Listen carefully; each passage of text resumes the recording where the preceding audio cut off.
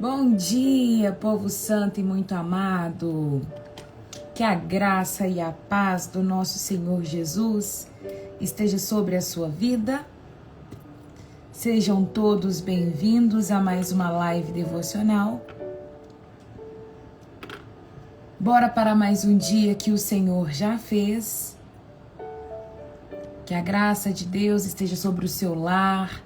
Vamos começar mais uma semana cheia da bondade, da alegria do Senhor, da mão dele sobre as nossas vidas, que possamos mesmo desfrutar de tudo aquilo que ele já liberou sobre nós. Bom dia, Dani, sua linda. A paz do Senhor Jesus. Bora, vamos orar enquanto nosso povo vai entrando. Nós vamos orar e agradecer o Senhor por mais um dia. Não sei como você acordou hoje, mas nós temos motivos de sobra para poder agradecer o Senhor, motivos de sobra para poder louvar, e bendizer a Deus por tudo que Ele tem feito, por tudo que Ele é, por tudo que Ele faz por nós. Então feche os seus olhos aí aonde você está e comece a agradecer o Senhor, dizendo palavras de amor, de gratidão. Diga: Senhor, muito obrigado pela vida, muito obrigado pelo ar que eu estou respirando, obrigado por mais um dia que começou, obrigada. Diga ao Senhor: muito obrigada. Feche seus olhos se você pode e começa já a declarar palavras de bênção sobre a sua casa e sobre a sua vida. Amém? Vamos orar? Pai, nós queremos te louvar e te agradecer por mais um dia. Obrigado, Senhor, por mais uma manhã que está iniciando. Obrigado por mais esse dia, por tudo que o Senhor tem manifestado a nós. Papai, nós te louvamos e te bendizemos por quem o Senhor é. Obrigado porque o Senhor é o nosso Deus. Começamos, Pai, essa manhã te pedindo perdão pelos nossos pecados, pelos nossos erros, falhas, Pai, pela iniquidade do nosso coração. Nos perdoa, Senhor. Purifica a nossa mente, purifica o nosso coração. Que o Senhor possa mesmo, Pai amado, nos limpar por completo, para que possamos nos achegar ao Senhor, para que possamos ser ouvidos pelo Senhor, Pai. Sabemos que o pecado é que nos afasta de Ti. Por isso, nesta manhã, purifica a nossa vida, Pai, para que possamos nos achegar diante do Senhor. Quero entregar esse momento devocional nas Tuas mãos, pedir para que o Senhor nos dê conhecimento, entendimento, abra a nossa mente, Pai, para que possamos te conhecer um pouquinho mais. Toda vez, Deus, que nós nos aproximamos do Senhor, nós vamos conhecendo o nosso coração, nós vamos tendo revelação de como é o nosso coração, como é a nossa mente, e nós vamos nos santificando cada dia mais. Nos ensina mesmo, Pai, a levar essa vida de santificação, a nos tornar cada dia mais parecidos com o Senhor, para que no dia que o Senhor voltar para buscar a Tua igreja, o Senhor possa nos levar também. Papai, sabemos que no céu não tem egoísmo, não tem avareza, não tem inveja, não tem promiscuidade. No céu não tem pecado, Pai. Então nos prepara para nos levar contigo, em nome do Senhor Jesus. Sabemos que não tem como ser perfeito, Pai, mas é o sangue de Jesus que nos purifica, nos ensina e nos lava todos os dias. Então venha com teu sangue purificador sobre as nossas vidas, em nome de Jesus. Que este lugar, Pai, seja um lugar de aproximar pessoas do Senhor, seja um lugar onde eu possa mesmo falar do Teu amor e apresentar o Senhor para novas pessoas. Em nome de Jesus é o que eu te peço. Olhando para a Tua palavra, peço para que ela fale aos corações aqui, Deus. Sei que ela é atemporal e ela falou ontem, ela fala hoje e ela continuará falando aos nossos corações. É o que eu te peço, Deus. Fique à vontade no nosso meio. Espírito Santo, meu amigo, manifesta conforme o teu querer, em nome de Jesus. Em nome do Senhor Jesus. Amém. Amém e amém. Bom dia para você que eu não dei bom dia. Que a graça e a paz do nosso Senhor Jesus esteja sobre a sua casa, sobre a sua vida. Que você possa mesmo ser cheio da bondade, da graça do Pai, que você possa manifestar Cristo aonde você chegar, sabe, aonde você chegar, as pessoas possam ver Cristo no seu olhar, no falar, no andar, em tudo que você fizer, possa mesmo manifestar a graça e a bondade do Pai, que as pessoas possam olhar para você e ver um referencial da glória de Deus. O Senhor, Ele não vai descer mais. Jesus, Ele já veio. Deus, Ele não vai descer mais em terra. Então, a maneira que Ele tem hoje de se apresentar a pessoas, de se manifestar através da minha vida e da sua vida. Por isso, seja mesmo um canal de bênção. Seja a manifestação real do poder de Deus, tá? É isso. Se você está aqui pela primeira vez, seja bem-vindo em nome do Senhor Jesus. Nós todas as manhãs fazemos lives devocionais. Estamos lendo a Bíblia em ordem cronológica e hoje chegamos no livro novo. Sexta-feira nós finalizamos o livro de Juízes, graças a Deus. Estávamos por uma vida lendo o livro de Juízes. Achei que a gente nunca mais ia acabar o livro de Juízes. Um livro difícil de ler, por sinal, porque tinha hora que eu ficava aqui lendo, falava, meu Deus, que horas que vai acabar o livro de Juízes, porque é só guerra, é só morte, e mata e o povo desobedece, e chega num livro tão esperado. Eu estou vestida a caráter hoje do livro que nós vamos ler. Estou vestida a caráter, sim. É um livro romântico. Eu me vesti a caráter. Olha, é um livro fofo. É um livro gostoso de ler. É um livro... Eu amo Ruth, gente. Eu amo Ruth. E toda vez eu olho para esse livro e falo assim, Deus, traz o meu Boaz. Traz o meu Boaz. Não foi proposital, tá, gente? Eu ia colocar uma outra roupa, eu tava colocando a minha camisa listrada com azul. Eu falei, não, eu quero vestir meu vestido branco. Eu vou vestir vestido branco. E aí eu troquei de roupa e agora que eu fui falar, falei isso, mas não foi proposital. Mas deve ser que o Senhor, Ele queria que eu vestisse esse vestido hoje. Muito obrigada pelo elogio. Muito obrigada. Mas, de fato, o livro de Ruth é um livro romântico. Então, para quem fala que ler Bíblia é chato, não é chato. Ler Bíblia tem várias coisas. É tudo que você precisa. Tem comédia, tem ação, tem drama, tem romance, tem tudo. Tem até ficção, tem tudo. Tem tudo. Então nós vamos começar hoje lendo o livro de Ruth. Então abre aí comigo a sua Bíblia no livro de Ruth. Teu Boaz está a caminho, Raira. Amém. Eu tomo posse em nome de Jesus, meu resgatador. Amém e amém. Vamos lá. O livro de Ruth, eu falo que as pessoas vão dizer, né, os comentaristas, teólogos, vai dizer que o tema literário do livro de Ruth é como se fosse uma novela. Não novela igual passa na televisão, mas é porque o que você olha para o texto, ele se completa por ações.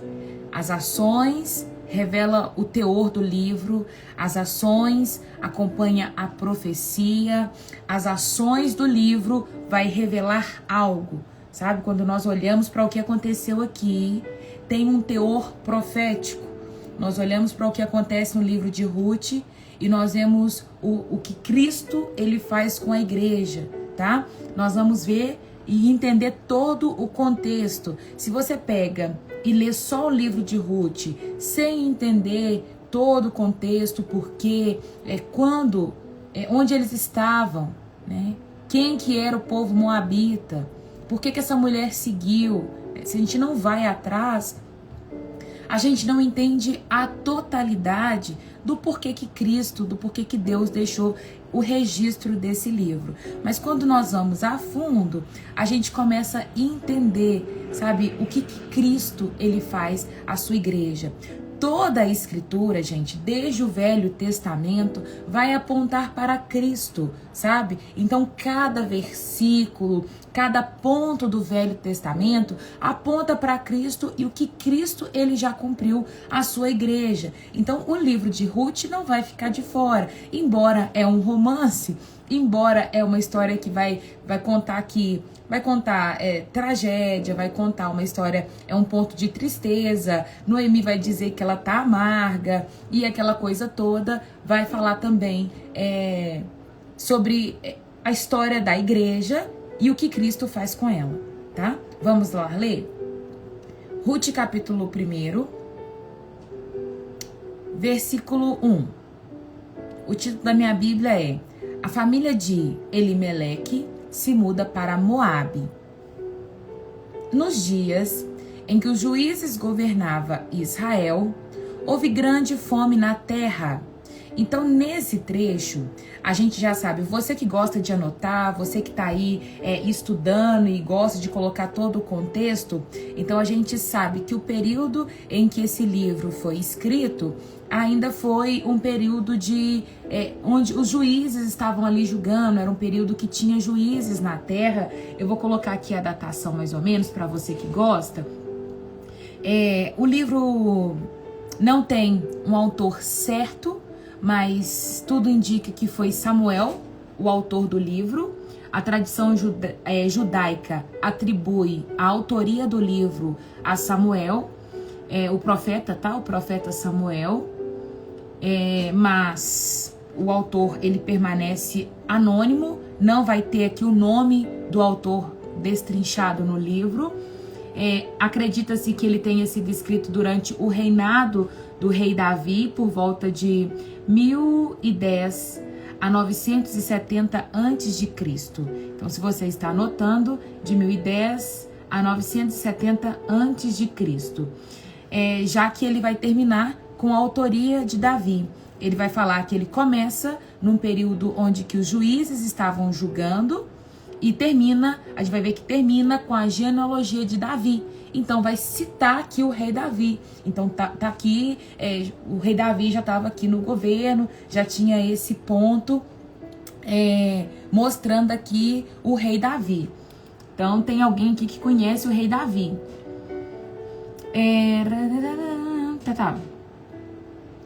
Ruth 1:1 vai falar que era no período que julgava.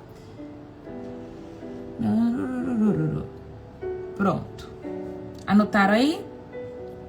Por isso, um homem deixou o seu lar em Belém de Judá e foi morar na terra de Moabe, levando consigo esposa e 2 filhos. Então, um homem deixou o seu lar em Belém de Judá e foi morar na terra de Moabe, levando consigo a sua esposa e 2 filhos. O homem se chamava Elimeleque e sua esposa Noemi. Os 2 filhos se chamavam Malom e Quilion. Eram efrateus de Belém de Judá. Quando chegaram a Moabe, estabeleceram-se ali. Elimeleque morreu e Noemi ficou com os 2 filhos. Eles se casaram com 2 mulheres moabitas, que se chamavam Ruth e Orfa. Cerca de 10 anos depois, Malom e Quilion também morreram. Noemi ficou sozinha, sem os 2 filhos e sem o marido. Então a introdução do livro é essa. Nós já começamos aqui com o texto falando que eles moravam em Belém de Judá. Belém de Judá eles falam que era a casa do pão, Belém significa casa do pão, e estava faltando pão naquele momento, era uma terra que estava passando por fome. Então, se você quiser anotar, era casa do pão, significa Belém, casa do pão, mas estava sem pão naquele momento. Eles estavam passando por um período de fome. Então, quando a terra de Israel começa a passar por um período de fome, Elimeleque, que era um israelita, ele se muda para a terra de Moabe. Era uma terra onde Deus não gostava que eles viviam, né? Vivesse, não podia ter relacionamento. Os israelitas não podiam se relacionar com moabitas, tá? e nós vamos mostrar isso no contexto. Então, tem um israelita se mudando para a terra dos moabitas, uma vez que está existindo fome na terra onde ele vivia. Ele pega a sua família, sua esposa e 2 filhos e se muda para uma terra desconhecida, porque estou passando necessidade, então eu estou indo. Ele não buscou o Senhor e foi, inclusive, para uma terra onde Deus não tinha propósito. Deus não tinha propósito para ele poder ir para lá, não era para ele poder ir. Era uma terra onde eles não poderiam viver.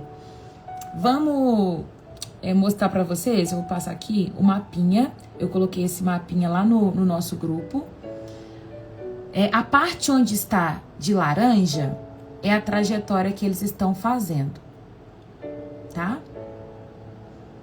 A terra de cima é a terra de Rúben, era território de irmãos, mas ele sai de Judá, que está do nosso lado, aqui para mim está do lado esquerdo, e eles vão sair do lado aqui de Judá, passa por cima do Mar Morto e vão descer até a terra de Moabe. Vocês vão lembrar quem que é o povo moabita?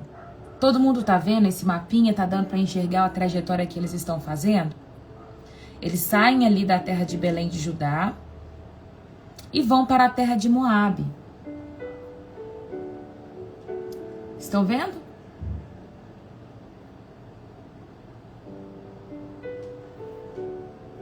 Todo mundo ok? Essa é a trajetória que eles estão fazendo. Vamos lá comigo em Números... deixa eu ver aqui.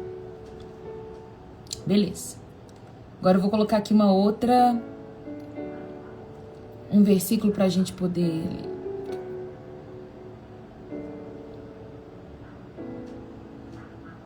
Olha o que a palavra fala em relação aos moabitas. Deixa eu ver você.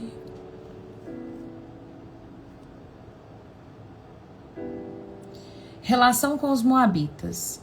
Nenhum amonita ou moabita, até a 10ª geração, fará parte do povo de Deus, o Senhor.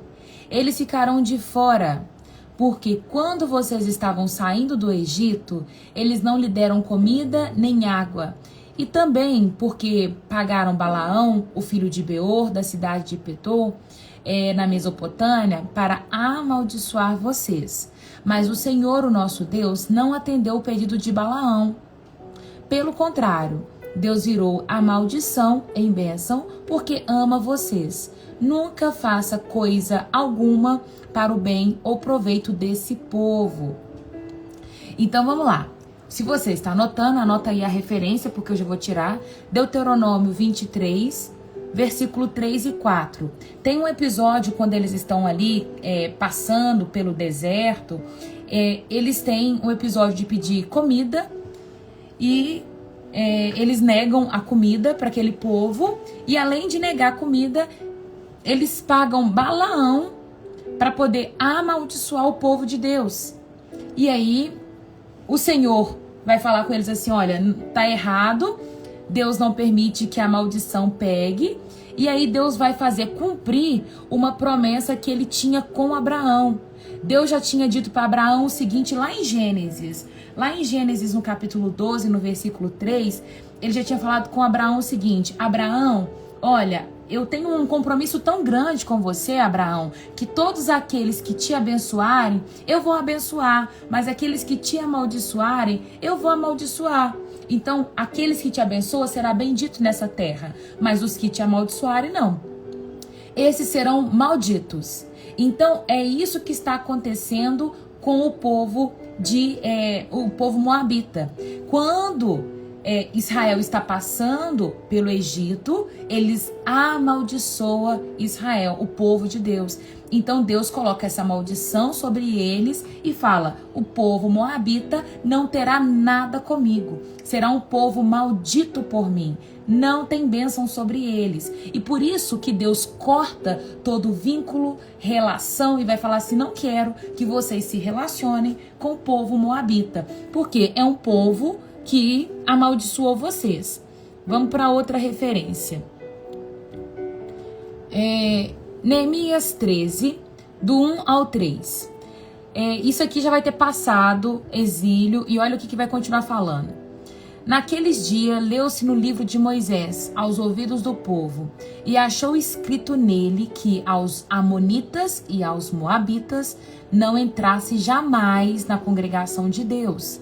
Portanto, não tinha saído ao encontro dos filhos de Israel com pão e água, antes contra eles assalariaram a Balaão para os amaldiçoar.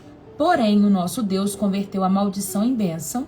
E sucedeu, pois, que, ouvindo eles essa lei, apartaram de Israel todo elemento misto. Neemias 13, do 1 ao 3. Estas são as maldições estando sobre a vida dos moabitas. Não tem bênção sobre eles. Não tem bênção nenhuma. E quem é esse povo moabita? De onde eles vieram? Quem é esse povo? Esse povo era para ser parente. Esse povo era para ser primo. Distante, mas era para ser primo. Por quê? O povo moabita são os filhos de Ló com a filha dele. Quando Ló, ele saiu de Sodoma e Gomorra, que a esposa dele virou uma estátua de sal, que ela morre ali em Sodoma e Gomorra, e as filhas dele vão viver num outro cenário, elas ficam preocupadas, porque agora, como é que elas iam fazer para ter filhos, uma vez que elas estavam agora sozinhas com o pai? Elas embebedam, né? Embebedam o seu pai, deita com ele e engravida do seu pai. Né? Desse incesto nasce o povo moabita. O povo de Moabe é fruto da relação de Ló com uma de suas filhas. Então, todo esse povo vem dessa relação. Esses os amonitas, moabitas. Um é amonitas e outro moabita, das duas filhas de Ló. E quem era Ló? Ló era o sobrinho de Abraão. Então, tá vendo que era para eles serem parentes? Era um povo para ser primo, parente. Não era para eles brigar, não era para ficar brigado. Um povo que, quando Israel era para passar, para oferecer comida, para ajudar, é um povo que aqui tá tipo, não quero vocês aqui, não vou dar comida, e muito pelo contrário, tô vendo que vocês são numerosos e vou amaldiçoar. Dani, nós estamos lendo o capítulo 1 do livro de Ruth, eu terminei de ler o capítulo 5, tô bem nessa introdução, falando qual que é a origem do povo moabita. Então, não era um povo para ele se misturar. Os moabitas, eles vêm dessa linhagem da filha de Ló com o seu pai.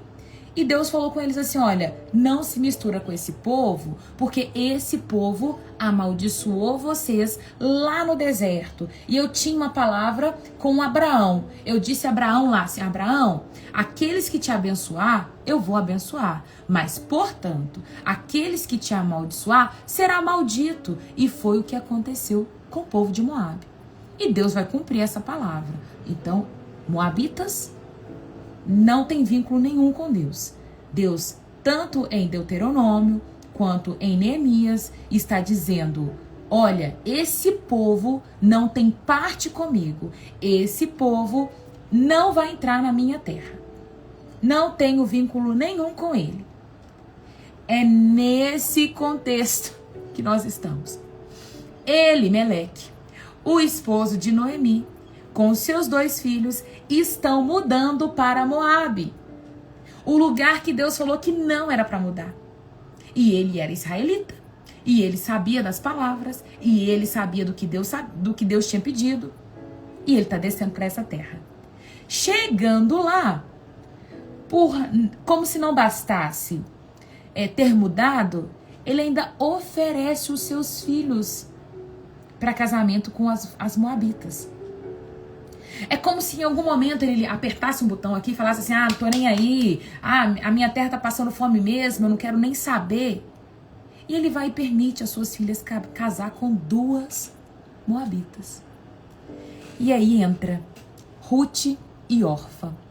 O contexto agora é esse. Elimeleque, sua família. seus 2 filhos, Ruth e Orfa. 2 moabitas que estão entrando agora na família. Era do agrado de Deus, gente? Não. Não era do agrado de Deus, porque eles tinham uma ordem para não se misturar com aquele povo. Porém, ela se mistura. O marido de Noemi morre. E como se não bastasse, os 2 filhos também. Nos primeiros versículos já tem destruição e caos. Povo desobedecendo a Deus, morte, tá agora Noemi, Ruth e órfão sem marido. O caos completo. Porque a mulher naquela época, se ela não tivesse marido, ela não tinha nada, porque ela não podia trabalhar. E para Ruth e órfã mais ainda, porque elas tinham que ter filho. A mulher, se ela não tivesse filho, era uma vergonha muito grande. No Ocidente, né, a mulher, ela precisava, na cultura daquele povo, ela precisava construir uma família. Na nossa cultura, é como se fosse uma vergonha, né? É um escândalo, foi exposta. Se ela não tem filho, se ela não tem marido, ela foi exposta, ela está numa vergonha completa. Era esse o contexto delas. Continuando. Tá todo mundo aí comigo? Amém? Posso ler amém? A gente já começa então o capítulo 1 aqui, nos primeiros versículos, do versículo 1 ao 5 com perda, né? Contexto, era o período onde os juízes estavam julgando, cada um fazia o que queria, a terra tinha fome, era um ciclo de opressão, idolatria, Israel estava sem liderança, cada um fazia o que era aprazível aos seus próprios olhos, porque a gente ainda está naquele contexto. Como a gente finalizou Juízes, a gente termina o capítulo de Juízes falando e cada um fazia o que era aprazível aos seus próprios olhos. E aí começa Ruth, eles estão ainda nesse mesmo contexto, tá? A fome está em Belém. Deixa eu continuar. Nananana. Pronto. Perdeu seus filhos. Versículo 6. Noemi soube em Moabe que o Senhor havia abençoado o seu povo, dando-lhe boas colheitas. Chegou a notícia para ela lá em Moabe que a terra onde ela vivia tinha melhorado. Então Noemi e suas noras se prepararam para deixar Moabe. Ela partiu com as suas noras do lugar onde havia morado e seguiram para a terra de Judá. A certa altura, porém, Noemi disse às suas noras: volte para a casa de suas mães, que o Senhor a recompense pelo amor que demonstraram por seus maridos e por mim. Que o Senhor a abençoe com segurança e dê um novo casamento.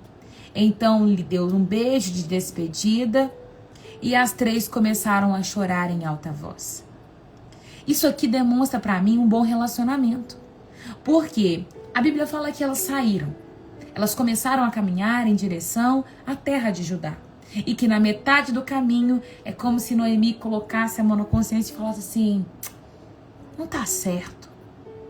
Eu já sou mais velha. Para mim não tem tanta saída. Mas elas são moças. Não faz sentido elas terem que carregar esse fardo comigo. Vou deixá-las ir. Então até aquele momento é como se o que Noemi dissesse fosse regra para aquelas 2 noras. O relacionamento delas era tão bom que as noras acompanhavam. Não era algo que foi tipo assim forçado. Não foi. E quando Noemi dá um beijo nelas, dita aqui que o relacionamento delas era tão bom que as noras choram. De tipo assim: ah, Noemi, como assim? A nossa história acaba aqui. Como assim o nosso relacionamento vai ficar dessa forma? Gente, agora vamos lembrar. Noemi era a cristã do local. Noemi, ela vem de um contexto de que servia ao Senhor. Ela estava na terra de Moabe, Os moabitas, eles adoravam deuses estranhos, eles tinham deuses promíscuos, eles serviam a alguns deuses até que pediam sacrifícios humanos. O povo moabita era um povo assim, um povo ruim, idólatra. E agora elas saem, as duas noras, desse contexto e começam a conhecer o Deus dessa mulher. Será que imediatamente elas aceitaram? Mas eu creio que junto com um Deus invisível, acompanha-se amor. Junto com Deus invisível, vem mudança de comportamento. Eu falo que a melhor forma de nós pregarmos o evangelho é mudança de atitude. A melhor forma da gente anunciar Cristo é sendo pessoas diferentes. Da maneira que a gente passa em algum lugar e as pessoas falam assim, por que aquela pessoa é daquela maneira? Por que ela fala assim? Por que ela tem aquele sorriso? Por que aquele homem tem aquela essência? Por que ele não é agressivo? Por que ele não é arrogante? Por que ele não é prepotente? Por que aquela mulher é doce? Por que ela é tão serva? Por que ela é dessa forma? Eu lembro que quando eu estava na faculdade, as pessoas ficavam assim pra mim, por que você pede por favor? Por que você diz obrigada? Porque na época da minha faculdade, era só palavrão. Era um povo que fumava todos os dias. Usava droga à reveria. Nos trabalhos de campo. Sabe? Era terrível. Terrível. Ninguém sabia dizer por favor, obrigada. Você me dá licença. Sabe? E o povo ficava escandalizado comigo porque eu pedia por favor. Por favor para eles era tipo, estranho. Como? Porém, se apertava em alguns momentos, eles recorriam a mim. E se tinha algum problema, eles falavam assim, Raira, eu tô passando por esse problema, você pode me ajudar? Olha, eu tô com essa situação, o que você acha que eu faço? Os conselhos eles pediam pra mim. Então nós precisamos ser referencial da glória de Deus. E quando eu falo referencial da glória de Deus, é tipo um lugar onde Deus habita. Se alguém perguntar assim, onde eu posso encontrar a presença de Deus? Eu conheço alguém que carrega ela. Eu conheço alguém que tem essa presença. Eu conheço alguém onde essa presença é marcada. Lá na casa da Raira tem. Na casa do Luciano tem. Na casa da Natália tem. Na casa da Ana tem. Na casa da Roberta tem. Tem essa presença lá. Eles carregam aquela presença. Sabe? Então eu vejo que Noemi, ela conseguiu manter a sua essência enquanto estava em outra terra. Eu falo sempre isso, gente. Nós precisamos ser diferente. Há uma diferença muito grande entre você ser um termômetro e você ser um termostato. Sabe, termômetro, ele ajusta a temperatura. Você coloca o termômetro debaixo do braço e ele vai mudar a temperatura e vai falar assim, olha, 36, 37, 38, febre. Ele vai mostrar, você coloca o termômetro e ele ajusta de acordo com a temperatura do ambiente. Agora, termostato é o que tem dentro da geladeira. E você ajusta o termostato. E você fala assim, olha, eu quero a geladeira nessa temperatura. Eu quero a geladeira agora nessa. E nós somos termostatos de Cristo. Nós chegamos no ambiente e nós ditamos a temperatura que deve estar. Somos nós que falamos em qual temperatura aquele ambiente vai estar. Sabe? É perto de nós. As pessoas não vão falar palavrão. Perto de nós elas vão medir o palavreado delas. Eu acho bem interessante isso. Acho bem interessante. Ontem mesmo na mesa, minha mãe tem mania de falar palavrão. E aí ela foi falar um palavrão porque minha irmã tava irritando ela. E aí ela... você me faz falar palavrão? Porque eu tava na mesa. E perto de mim, ela não vai falar palavrão. Porque ela sabe que eu não gosto. A minha mãe tem um respeito comigo por conta daquilo que eu carrego. Nós somos referenciais da glória de Deus e nós somos termostatos. Carregamos um respeito. Não é porque somos melhores, não, gente. Não é porque somos perfeitos, mas é porque Cristo habita em nós. É porque carregamos uma porção dele.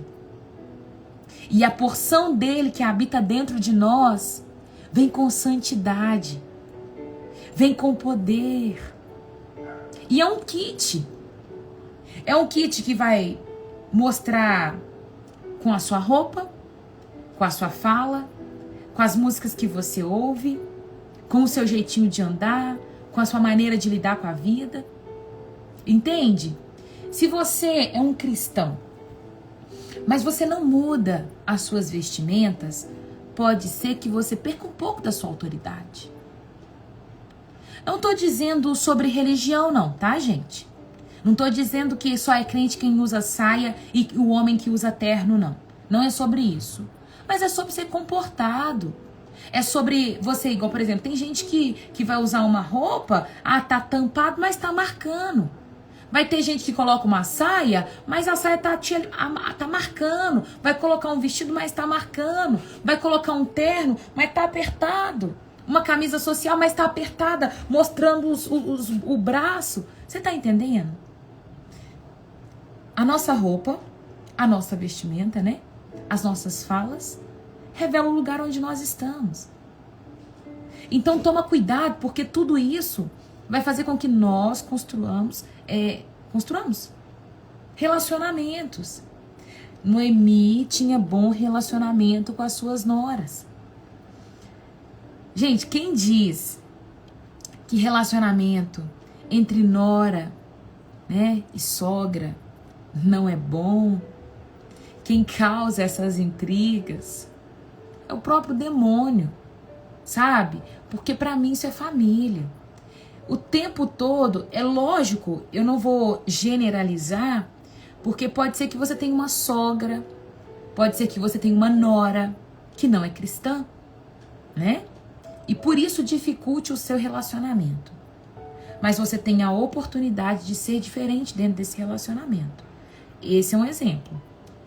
Noemi tá aqui de frente com um cenário com duas noras que vêm de uma cultura completamente diferente da dela. As noras dela vêm de cultura dos moabitas. Adoração ferrenha a outros deuses. E ela está mudando cultura e desenvolveu aqui um relacionamento bom com elas. Que quando ela fala assim, tô indo embora, aqui, ó, beijo, vai com Jesus. Aqui, ó, eu amo vocês. Muito obrigada por tudo que vocês fizeram. E elas vão chorar. Chorar. Ou seja, eu vou sentir muita sua falta. Eu vou sentir muita sua falta. Tudo que nós vivemos foi muito bom. Porque tinha um relacionamento bom. Eu já declaro isso.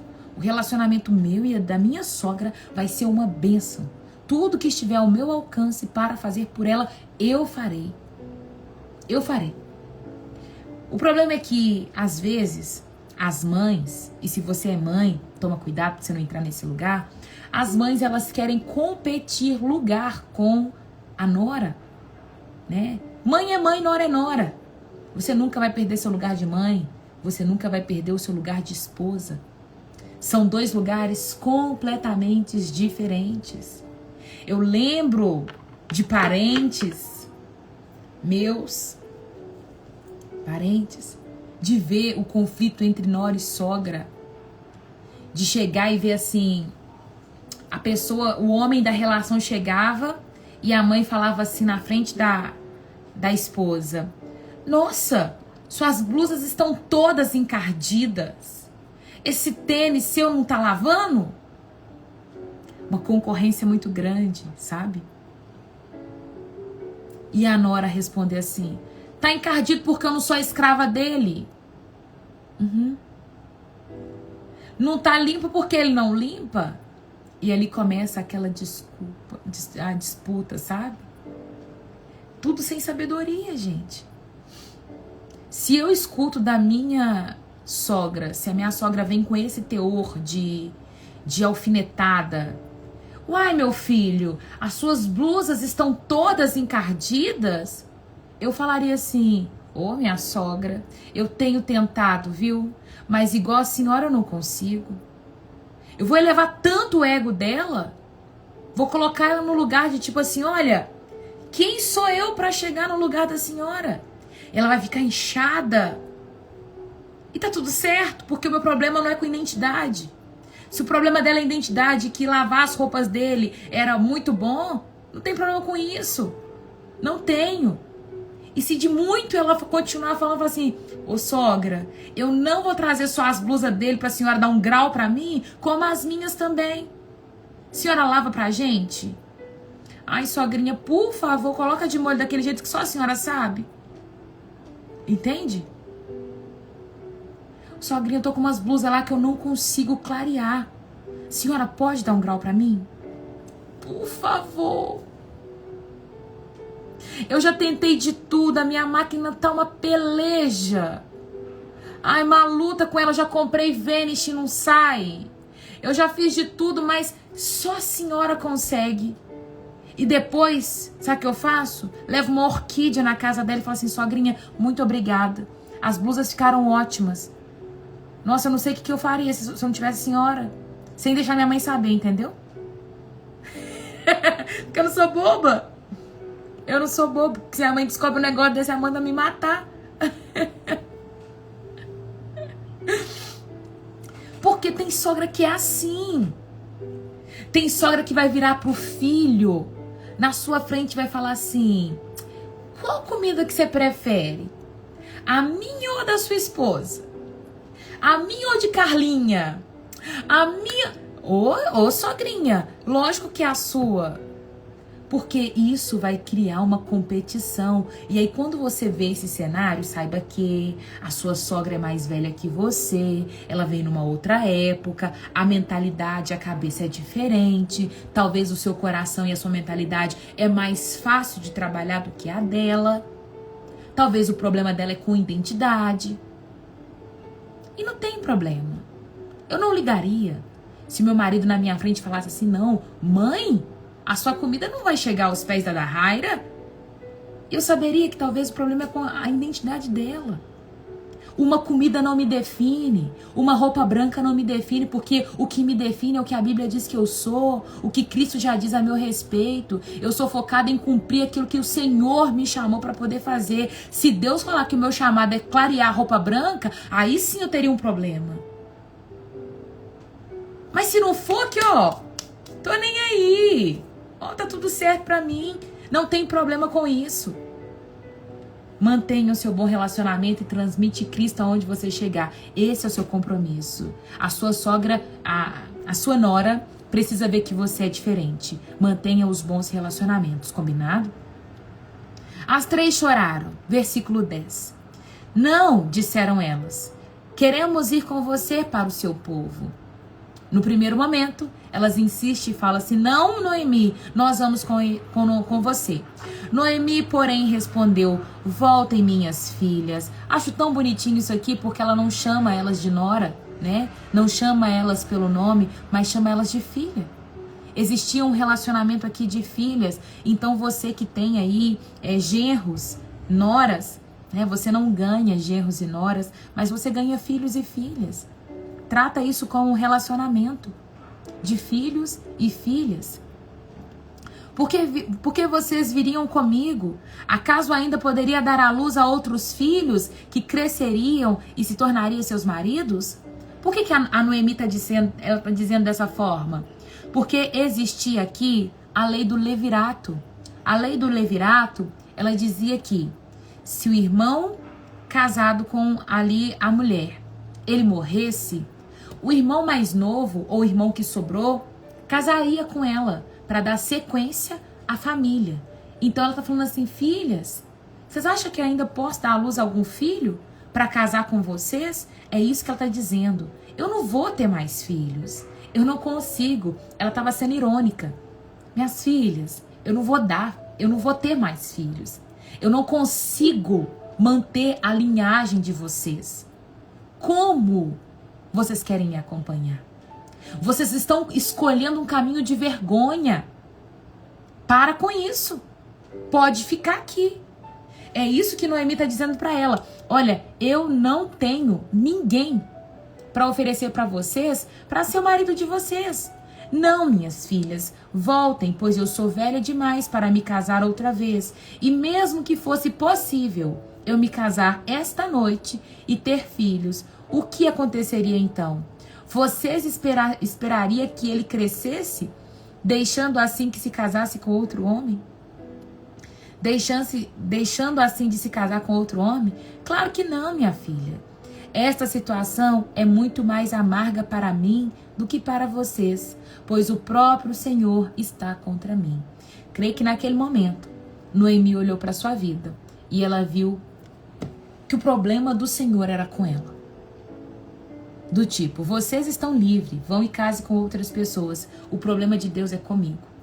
Porque ele me tirou meu marido e meus 2 filhos. Vocês ainda têm outra chance.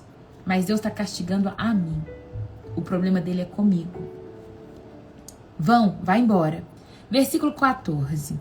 Então choraram juntas muito mais uma vez. Orfa se despediu de sua sogra com um beijo. Mas Ruth se apegou firmemente a Noemi. Olhe, sua cunhada voltou para o povo e para o Deus dela. Disse Noemi a Ruth, você deveria fazer o mesmo. Então aqui a gente já tem uma nora que voltou.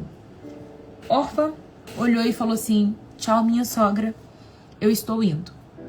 Muito obrigada por esta palavra. É tipo, foi bom, valeu, adeus. Né? Foi embora. Ruth respondeu, não insista comigo para deixá-la e voltar. Aonde você for, eu irei. Aonde viver, lá viverei. Seu povo será meu povo e o seu Deus será o meu Deus.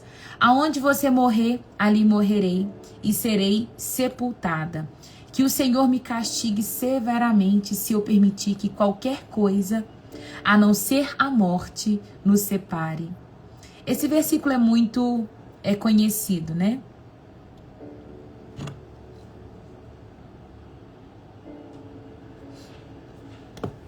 Esse versículo é muito conhecido e ele é muito dito em alguns casamentos, né? Onde for, eu irei, o seu Deus será o meu Deus e somente a morte nos separe. Quando Noemi, ela viu que Ruth, ela tinha dito aquelas palavras, ela não insistiu mais e deixou que Ruth fosse com ela. Eu vejo que aqui, o que Ruth está fazendo por Noemi, não se trata da relação dela com o marido. Ruth não está fazendo isso pelo marido que ela tinha, mas Ruth está fazendo isso pela relação que ela tinha com a nora, com a sogra dela. E a coisa mais bonitinha que eu vejo ela falando é: o seu Deus será o meu Deus. Isso quer dizer, eu tinha um Deus antes, mas a partir desse momento, esse que você chama de Deus será o meu Deus. Eu estou disposta a largar os meus costumes. Eu estou disposta a largar tudo que eu aprendi, a cultura dos meus pais, a deixar para trás e servir a isso que você chama de Deus. Gente, isso aqui para mim é lindo, porque Ruth viu alguma coisa em Noemi que chamou a atenção dela. Ela tinha visto alguma coisa que fez ela falar assim, vale a pena servir o seu Deus. Ainda que o contexto era de tragédia, ainda que o cenário era de perda, era de luto, era de coisas amargas, ela falou assim, vale a pena servir a minha sogra. Vale a pena ir com ela, porque tem algo dentro dela que eu quero aprender com ela. Tá vendo que não é cenário favorável que faz as pessoas olharem e querer servir o nosso Deus? São essências, coisas que carregamos, que vai fazer com que as pessoas olhem para nós e dizer vale a pena. Porque Noemi não carregava uma casa luxuosa. Noemi não carregava, talvez, riquezas. Porque quem poderia dar riquezas para ela já tinha morrido. Ela não tinha, talvez, comida. Porque ela chegou num cenário de fome. O marido dela saiu de Belém porque eles não tinham o que comer. Então ele chega num cenário de fome. E quando as coisas estavam se estabelecendo, o marido morre. E aí ela começa a depender dos filhos, que já tinha família agora. E ela vivia com os seus filhos e noras. E mais uma vez ela está tendo falta. Mas eu creio que essa sogra, ela devia ser amável. Ela devia exalar de alegria. E ainda que estava em um cenário difícil, ela tinha ali frutos de amabilidade, frutos de felicidade, de alegria, de bondade, que Ruth ficou observando, que talvez dentro da sua casa ela não tinha. Talvez tendo tudo, ela não tinha experimentado do ser completo, sabe? Estar em Cristo, ter Deus é ser completo. Ainda que haja turbulências, ainda que haja faltas externas, somos completos nele. Porque ele tem cuidado de nós. Então não pense você que precisa existir um cenário favorável para que haja felicidade na sua vida. Não pense você que precisa ter um carro muito bom, que precisa ter uma casa luxuosa para que você seja completo ou feliz, porque você já é completo e feliz em Cristo. Sabe? Eu sou prova disso, gente. A minha casa, eu certifico e garanto para você, porque eu venho desse cenário. Na nossa casa nunca faltou amor, alegria. Nunca faltou. Sabe, às vezes faltava muitas coisas. Eu lembro das vezes a minha mãe não ter o que dá pra gente tomar de café. Mas nunca faltou a alegria. Nunca faltou a amabilidade, sabe? Minha mãe sempre foi muito brava, mas a minha mãe sempre foi muito amorosa com a gente. Minha mãe sempre, ela sempre tornou a falta, o caos, ela sempre fez do caos uma brincadeira. E a gente sempre pega a situação desfavorável e faz dela uma brincadeira. A minha mãe sempre fez isso com a gente, é disso que eu peguei a minha essência. Eu lembro que por várias vezes a minha mãe, com a luz cortada lá em casa, ela brincava de esconde-esconde no escuro e dizia que a gente ia brincar de esconde-esconde no escuro, pra gente não saber que a luz estava cortada. E ela dizia que naquela noite não ia ligar a televisão porque a brincadeira era contar a história no escuro. Bom dia, Luciano. Sabe, a minha mãe, ela sempre teve esse senso de humor, de pegar o caos, de pegar aquilo que era desfavorável e trazer amor e leveza. E hoje ela diz, filha, pra me abalar tem que ser muita coisa. Então Noemi tá nesse cenário de caos, de fome, de falta de provisão. E ela tá dizendo, eu vou sorrir. E eu creio que foi isso que Ruth viu. E ela falou assim, essa mulher carrega algo diferente. Porque o cenário não é favorável para ela. Mas eu quero servir o Deus dela. E ela diz, o seu Deus será meu Deus. Para onde você for, eu vou também. E eu tô dizendo, sogra, somente a morte vai nos separar. E aí quando ela viu que ela disse isso, Noemi não mais insistiu. E elas foram. Voltaram para Belém. Então, as duas seguiram viagem. Versículo 19. Quando chegaram a Belém, toda a cidade se agitou por causa delas. Será que é mesmo Noemi? Perguntaram as mulheres. Com certeza Noemi devia ser uma mulher conhecida, porque aqui elas estão perguntando. Será mesmo ela? Não me chamem Noemi, respondeu ela. Chamem de Mara, pois o Todo-Poderoso tornou a minha vida muito amarga. Cheia eu parti, mas o Senhor me trouxe de volta vazia. Porque me chamar de Noemi, Noemi significa agradável, tá? Noemi é agradável, cheia, alegre. O Senhor me fez sofrer e o Todo-Poderoso trouxe calamidade sobre mim. Ela está dizendo, eu não sou mais agradável, agora eu sou amarga, né? Me chame de Mara. Assim Noemi voltou para Moabe, acompanhada de sua nora Ruth, a jovem moabita. Elas chegaram a Belém quando começavam a colheita da cevada. Então elas estão chegando agora em... Bom dia, é a primeira vez que assisto sua live e estou apaixonada, que Deus continue te abençoando. Seja bem-vinda, minha irmã. Qual que é o seu nome? É Zuleika. Zuleika, seja bem-vinda, viu? E não vos conformeis com a situação ruim, mas transformai-vos para agradar. É isso. É isso. A gente tem sempre a opção de pegar um copo que tá pela metade e ver ele meio cheio ou meio vazio, né? Tem pessoas que vão olhar e vai ver sempre meio vazio. Eu sempre olho o copo e vejo ele sempre meio cheio. Tá meio cheio, né? mês cheio. É sempre assim pra mim. Noemi tá olhando pra vida dela e dizendo assim: minha vida agora tá amarga, minha vida agora tá triste, eu não tenho nada. Mas ela era agradável. Olha o poder do nome. Eu não sei pra vocês como é isso, sabe? Acho que o interfone da minha casa está tocando. Tomara que seja presente. Vocês mandaram presente pra mim? Pelo Mercado Livre? Pelo CEP? Vocês mandaram? Será? Gente. O nome é muito importante, sabe? Se você acha que o nome não tem importância, outro dia eu e Cacau tava conversando e a gente falando sobre a importância do nome, que tem gente que não importa e coloca qualquer nome na pessoa. Depois vai pesquisar o significado do seu nome e vai ver se tem relação. É lógico que o que nos define é Cristo e o lugar que você ocupa nele, as decisões que você toma nele é muito importante, mas, sabe, o significado do nome é muito importante. A Bíblia vai mostrar isso o tempo todo. É tanto que tem um episódio que Deus ele vai falar assim: coloca o nome do seu filho disso, disso, disso, né? Tem um que vai falar assim, quando roubaram a arca, né? A arca do Senhor é roubada e eles colocam o nome de Icabode, eu esqueci.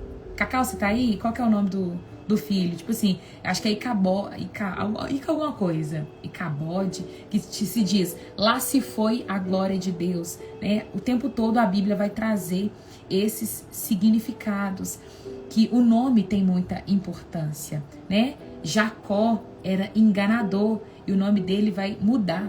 Deus vai trazer o nome dele, vai mudar para Israel. Eu também, através de você, fico mais motivada a estudar com você. Gostei do seu trabalho, sou de Minas Gerais. Então vem tomar café comigo. Moro em Belo Horizonte, vem tomar café aqui em casa, Nayara. Meu café é bom, pode vir. Modesta. O nome é muito importante, Cacau estava dizendo isso. E meu nome é Raira. Raira significa estrela. E ela estava falando assim: amiga, olha para você ver. Tudo que você faz tem um brilho. Tudo que você faz, você não consegue fazer nada sem brilhar. E eu achei bonitinha ela falando isso, porque ela falou assim: tudo seu tem que chamar um pouquinho de atenção. Você não sabe fazer nada tão simples. Você gosta de tudo assim. Tudo seu é o mais brilhante, sabe? O nome tem muito significado. Valquíria, muito obrigado. E Cabode, Deus te abençoa. Gente, pode estar acontecendo alguma coisa muito séria aqui em casa que o interfone não para de tocar, tá? Só um instantezinho e já volto.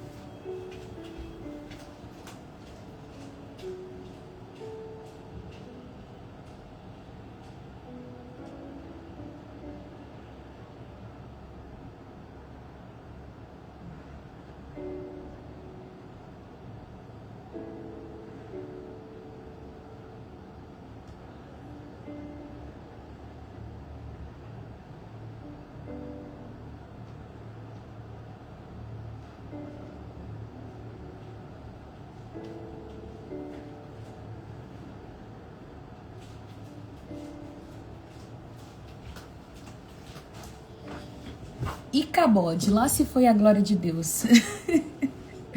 Linda, venha tomar café comigo. Pode vir, tá? Será muito bem-vinda. Gente, assim nós vamos terminando o nosso devocional. Hoje com o capítulo 1 do livro de Ruth.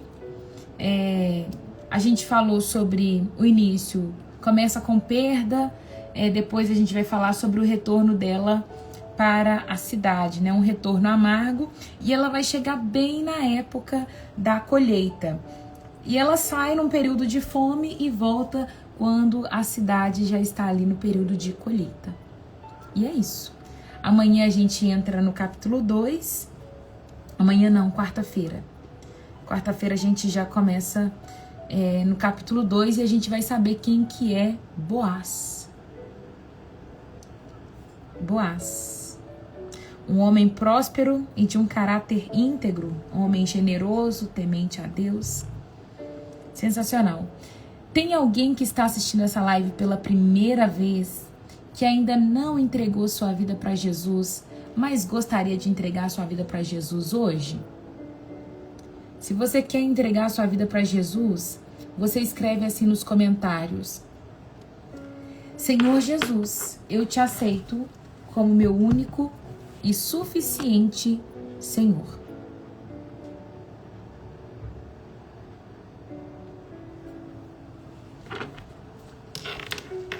E eu vou orar pela sua vida. Se você já aceitou Jesus como seu Senhor, você escreve: eu sou salvo. E eu vou orar por você também. Eu amo o livro de Ruth.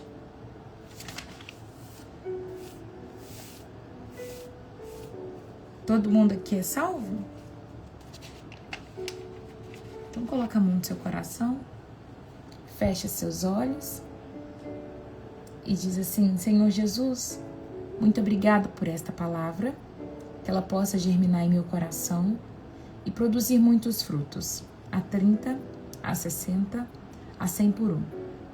Pai, eu abençoo cada um dos teus filhos que aqui estão, aqueles que passaram, aqueles que vão assistir posteriormente, que eles sejam frutíferos, Pai. Que ao ouvir esta palavra, que eles consigam aplicar alguma coisa na vida deles, que eles possam tirar alguma aplicação prática.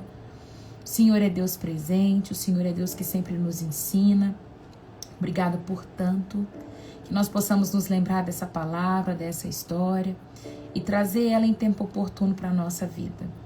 Nos dê um dia abençoado, nos dê uma semana totalmente alinhada com os teus propósitos, com os teus planos, que possamos estar exatamente no lugar que o Senhor esperava que estivéssemos. Em nome do Senhor Jesus, nós entregamos o nosso coração, a nossa mente e toda a nossa vida nas tuas mãos, que possamos te servir com alegria e ser frutíferos em nome do Senhor Jesus. Amém e amém. É o que eu te peço. Deus abençoe a vida de cada um de vocês, viu? Sejam frutíferos, sim. Sejam frutíferos. Todos aqueles que estão em Cristo, esses produzem muitos frutos.